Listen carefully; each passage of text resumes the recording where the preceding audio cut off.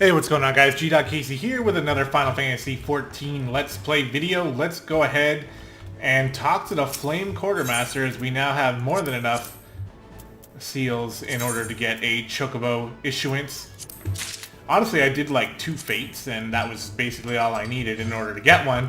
But I also did a little bit more leveling up on the Marauder here. He's now level 18, and we are now 100% ready to go for Dragoon as soon as we are able to finish our class quests, which I think I'm going to save the level 25 quest for a bit.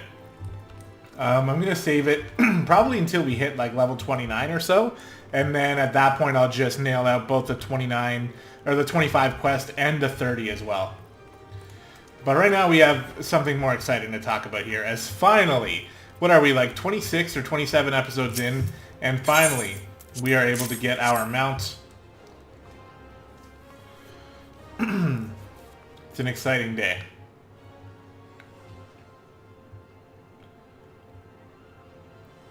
Yes, everything appears to be in order. A moment, please. I'll be right back with your Chocobo. There he is. And here he is. The fellow has been in high spirits the past few bells. He must have sensed that his master was coming. Now then, to make it official, you'll want to give your noble steed a name.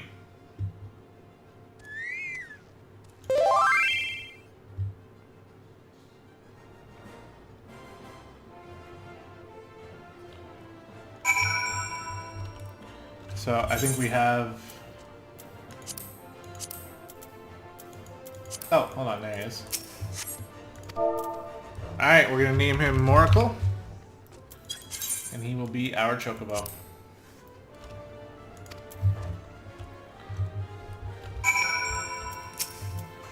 Heh, I dare say he likes his name. Here's your very own Chocobo whistle. Simply blow into it and your feathered friend will come bounding to your side. But do forgive him if he doesn't respond when summoned in crowded city areas or monster-infested lairs. Chocobos are stout-hearted creatures, but they have their limits. And lastly, I present you with your Chocobo Rider's license, as is required by law. And that concludes all the formalities. I wish you and your Chocobo long years of fulfilling companionship. Awesome. Alright, so... Okay, now is where I think he gave us like a whistle. Yeah. So we use it. And now we have access. We just have to come to our... I don't like the mount roulette. Honestly, where's the... there's like a mount guide. Yeah, here we go. So I have a couple other mounts. Oh, we have a behemoth now. I didn't realize that. I have a couple mounts, but honestly I just like the Chocobo one the best. So, at least for now. We'll probably switch it up a little bit later. But finally, alright, we have our mount, and let's go ahead and see how much easier it makes this grueling trek from Horizon down to the Waking Sands, as that's where we are supposed to go next for the story quest. And forgive me if I forget to actually use the mount from time to time, because I'm so used to not even having to use it, or not having it around to use it. But there we go. I mean, look at us.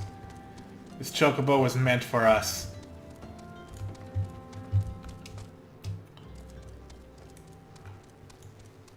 You can set it where every time you mount your Chocobo, it plays the Chocobo song. But I actually specifically have that turned off. Not because I don't like the Chocobo song, but just because we're going to be on our mount so often that we'll never be able to hear like the, you know, the zone music. So I just turned it off.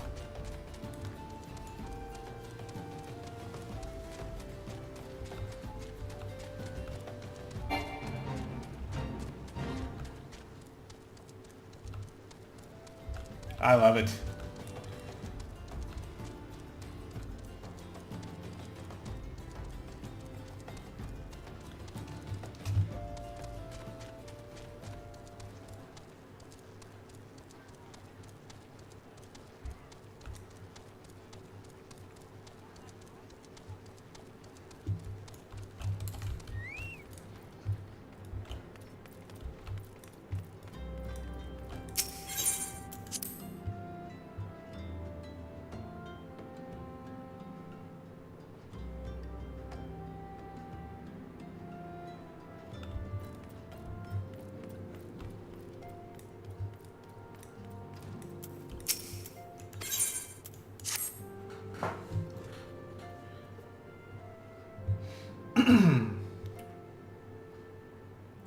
Welcome back. It seems you wasted no time putting your skills to work.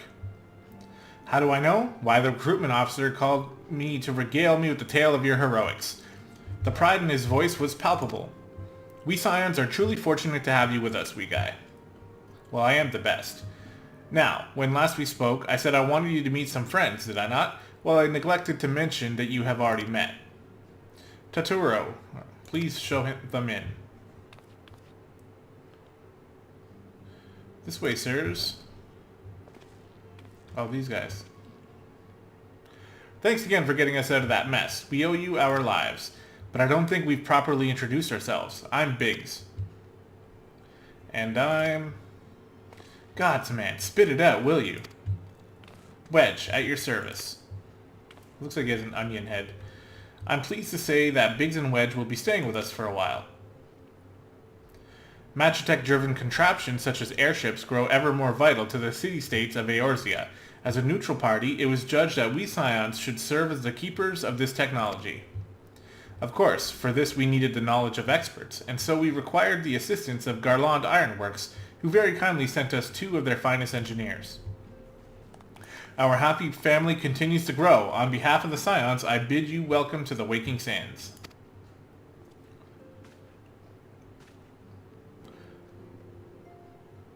Like every soul here, I love Eorzea, and I count myself blessed to have been given this chance to stand with you all and fight for the future of the realm.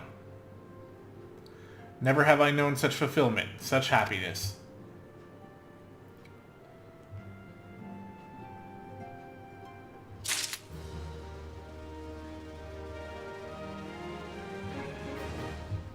Alright, well, that's taken care of. Sylph management.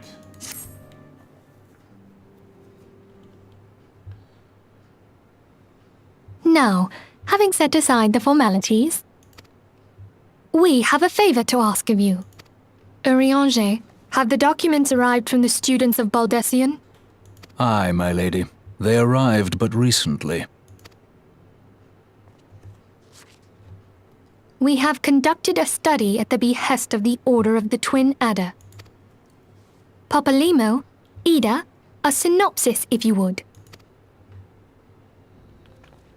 Our task was to survey the behavior of the Sylphs, a beast tribe indigenous to the Twelveswood.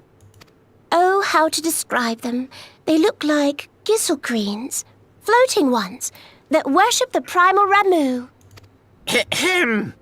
Though technically a beast tribe, Sylphs are blessed with a comparatively personable demeanor, conducive to peaceful communication.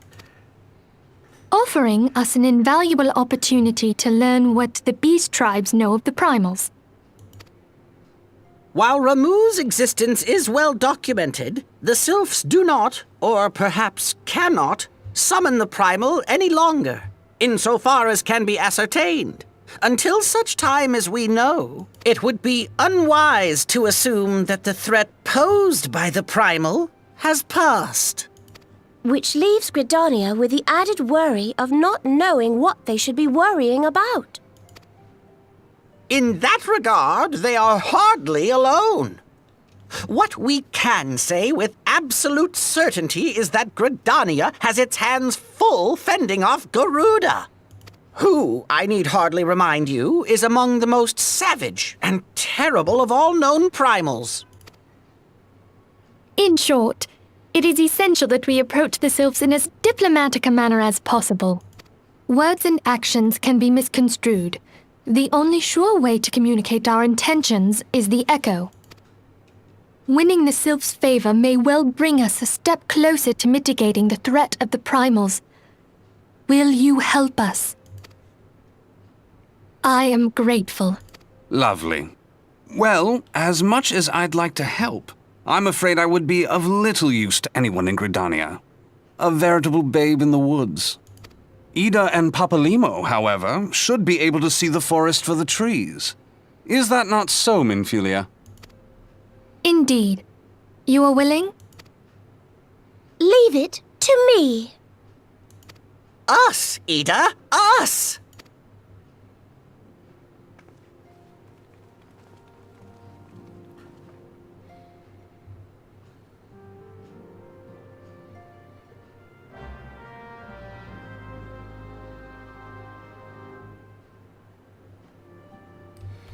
Okay, alright, well we're heading off to Gridania again.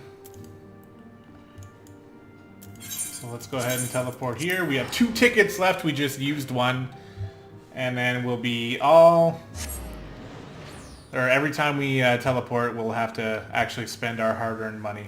And I just spent a bunch of that money giving the Marauders some gear as well. So I'm not necessarily rich as it stands right now, but we have enough to get by.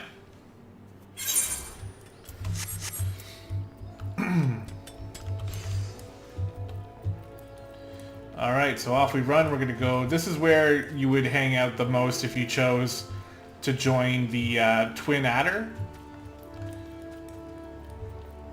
Grand Company. This is where all their stuff is. We know far too little of the Sylphs to lay any worthwhile plans. We must call upon the Scions once more if we are to... beg pardons. 'Tis a terrible habit of mine to think aloud. But tell me, what brings you to the Adder's Nest? Well, we're here for that very reason. We come in peace.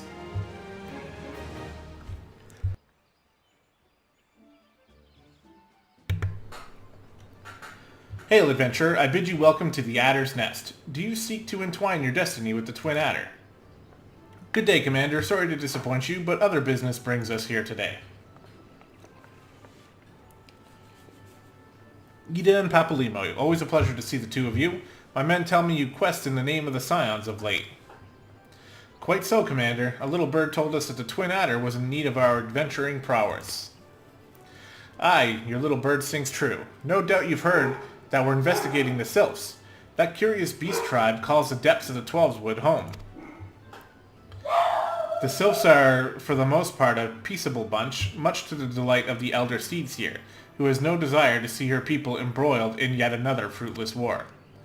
The Twin Adder is of the same mind, and 'tis precisely for this reason that the Sylphs' relation to the primal Ramu has raised a flag of warning amongst our ranks. Friendly as they may appear, beastmen will be beastmen.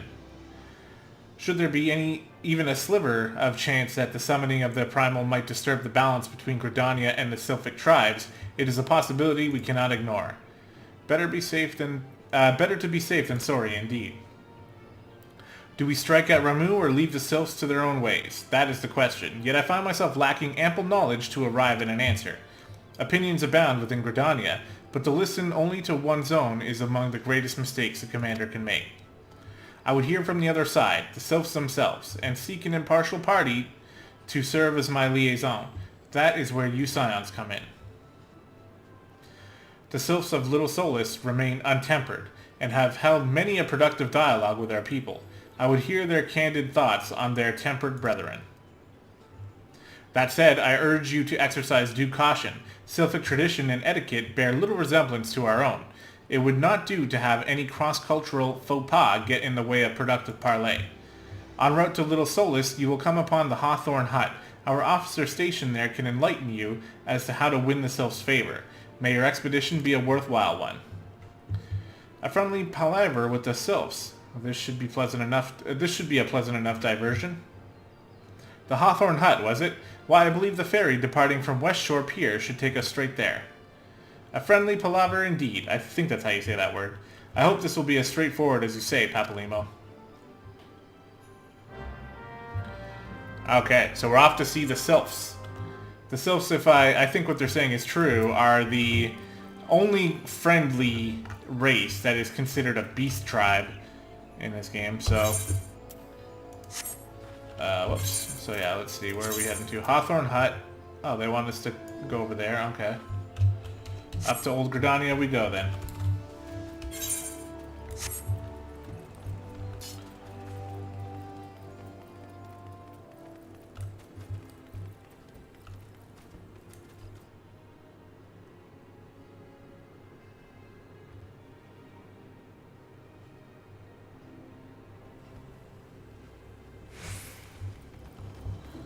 Okay.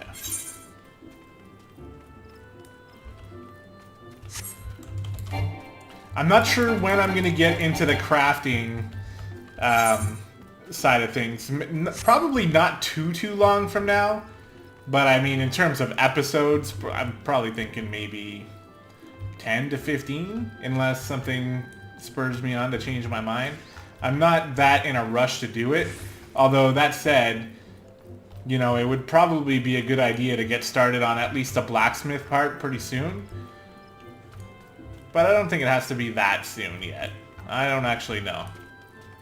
If any of you guys are experienced in that, let me know. If you think I should... Because I know I'm going to need it to be level 50 in order for me to do a certain thing later on in the game, but that's pretty much where the knowledge of... where my knowledge of this game sort of stops.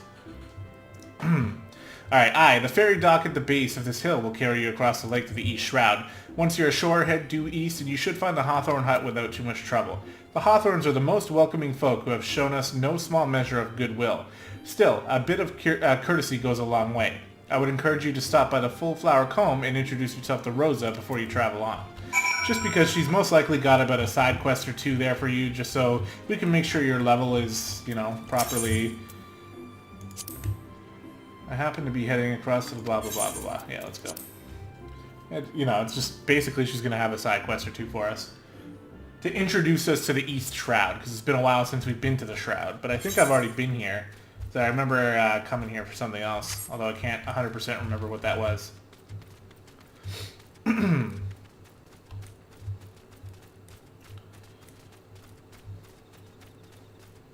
yeah, we'll actually aggro these guys. Although they won't pose much of a threat to us. And I should be getting on my mount here. Hello, Rosa. An adventurer, thank the 12. You couldn't have come at a more opportune time. Please, you must help us. Why, it's our bees. The poor little dears are under attack by a murderous swarm of hornets. These beehives are our livelihood. You must save them. Oh my god, right away. Let me get to it. Beehive. Click on it. A deafening buzzing. Yeah. Yeah.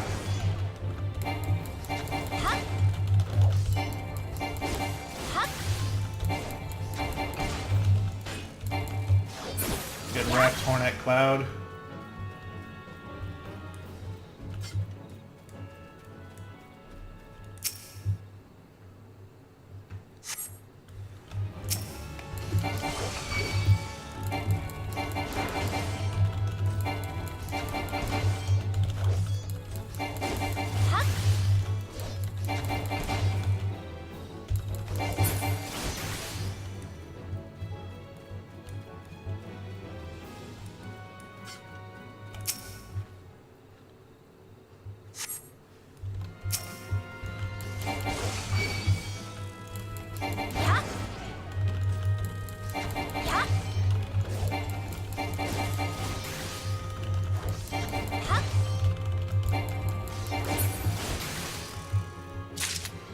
Alright, all them hornets taken care of here, Rosa. Thank you, friend. Finally, our bees can make their honey in peace. I knew you were 12 cent the moment I laid eyes upon you. You traveled to our hut, you say? And would speak with the serpent officer there. There is one who goes by Ameline. He is a sentry at Jocelyn's Spire, but makes regular excursions to our hut. He's quite enamored of our honey and the tales of my husband, Rolf, though I found him to be tight-lipped around those he's unfamiliar with. Oh, I know what we might try. Why don't you take a jar of fresh honey to him? I reckon you'll find him more than talkative then. Okay. Sounds like a plan. So the Hawthorn hut's over here. We'll just get on our mount and head over there. We can skip this fate for now.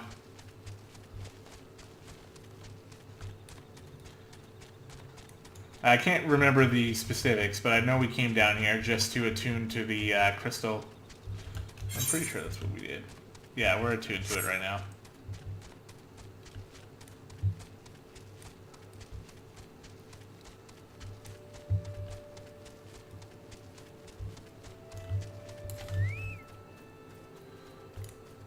Alright, a couple things we want to do here.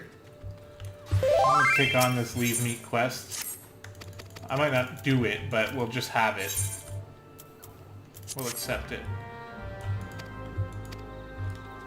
I don't think it puts us right into leave mode anyway, does it? Oh, it might. This is another beckon one, of course, isn't it? No, it won't put me in it. I have to initiate it still. That's okay. We won't do that right now.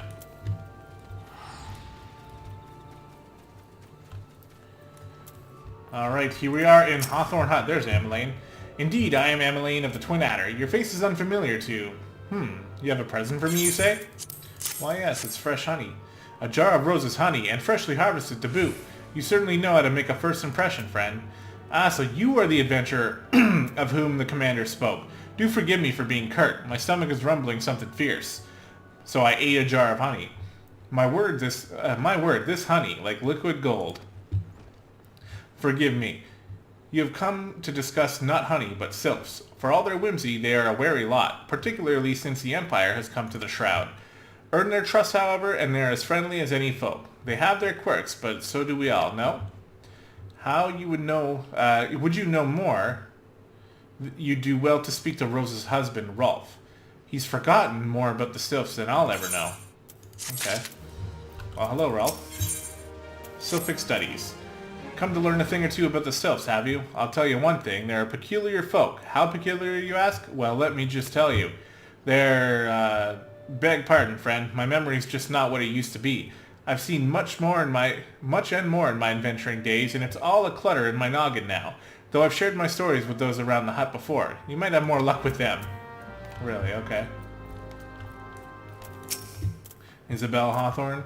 The sylphs, yes, father's told me his stories plenty of times. What I've always found the most captivating is how their concept of etiquette is almost completely alien to our own. You do best not to underestimate them on account of their childlike looks, lest your face end up a mess of glyphs, squiggles, and chocobo scratches, tee-hee. So they're stronger than they look.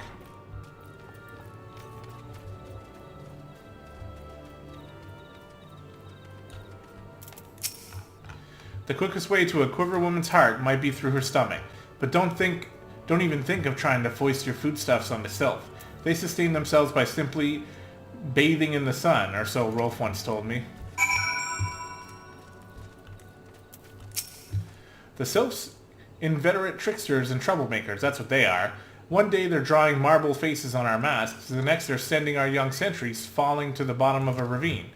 Tell them to stop and they just laugh at you. Rolf claims they harbor no ill will, but I dare say such pranks are no laughing matter. Okay, so they're pranksters as well.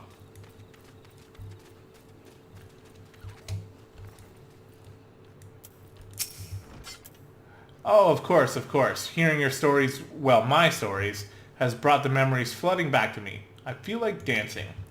Yes, nothing brings people together quite like a little toe tapping. A sylph told me long ago that dancing is a time-honored greeting among their kind. You do well to remember this. It just may help win the favor of our forest friends. Okay. First impressions. Oh, still here, eh? Great. There's one more thing that you should know about the sylphs. They don't take kindly to guests who show up empty-handed.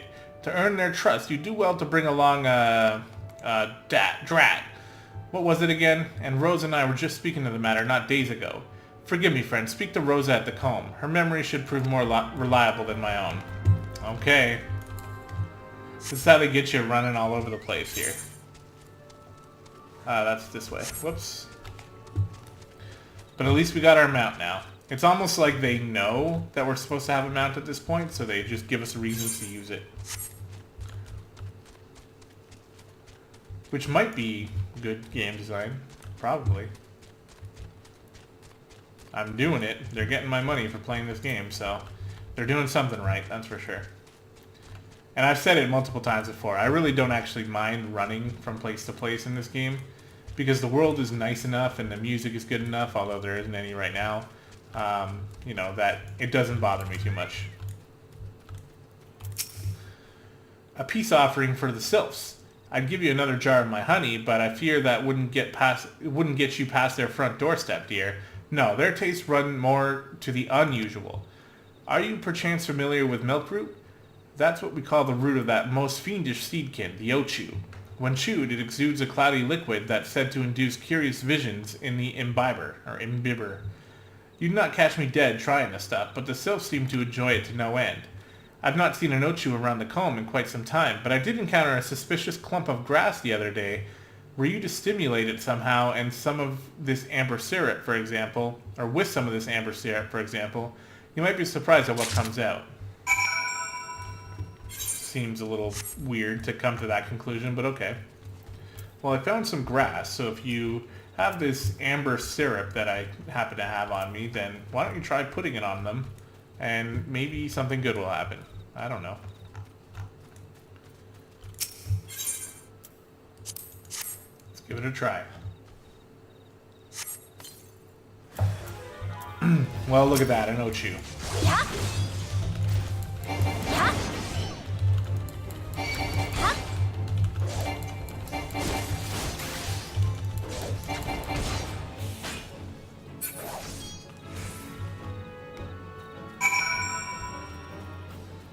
Now we have to go back to Rolf.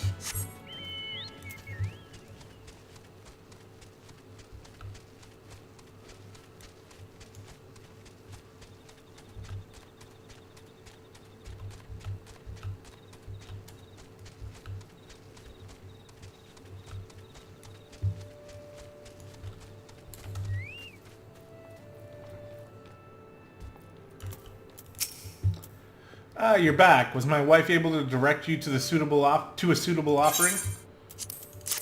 I think so.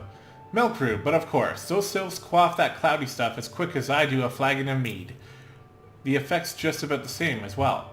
Any road, a gift of Milk Road will have the sylphs calling you friend and brother the moment they lay eyes on it. Now, let me wrap that up for you. I'm starting to feel a bit woozy. First contact. I've taken the liberty of wrapping your milk root well and good. This should keep it nice and fresh, not to mention spare you from that god's awful stench. The sylphs love the stuff, but me, I'd rather bury my nose in chocobo dung. I dare say the reek even rivals the breath of the morble that put an end to my adventuring days. But I can tell you that story another time.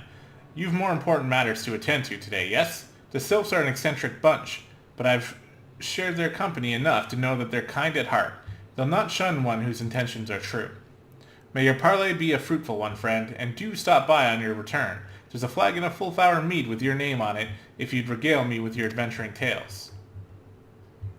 Ah, and before I forget, don't go traipsing off just yet. Emmeline here would have a word with you. Travel in safety, friend, and do pass along my regards to the winged ones.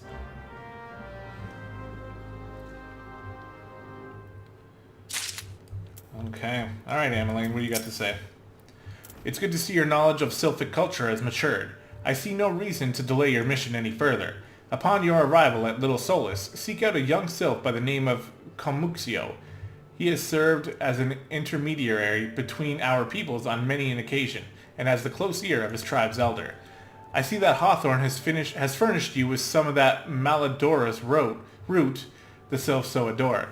I have something of far greater import for you to deliver, a missive from the elder Steedseer herself. To summarize the letter's contents in brief, it vouches for the integrity of our envoy, that would be you, and restates Gridania's desire to maintain a harmonious friendship with our long-standing friends of the forest. The war with the Ixal has taken a toll on our resources. We can ill afford to get mired in another conflict. I need not impress upon you any further the importance of this mission. May the 12 see you return with good tidings. Okay. So that was just more quests. There's a bunch of quests here as well, just getting you familiar with this area. But we don't need it because we're already familiar with this area, and also I'm too high level to be doing these side quests, so we'll skip them by for now. So for now we'll head this way, and we will meet up with the sylphs.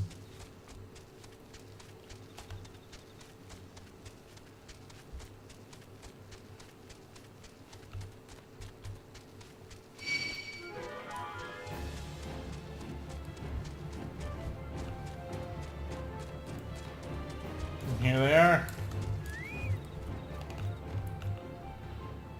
Alright, so now that we're here, we're going to go ahead and cut the episode, and in the next episode, we will meet the sylphs, and we'll do a whole bunch of quests for them. Hope you guys are enjoying so far, and I'll see you in the next one.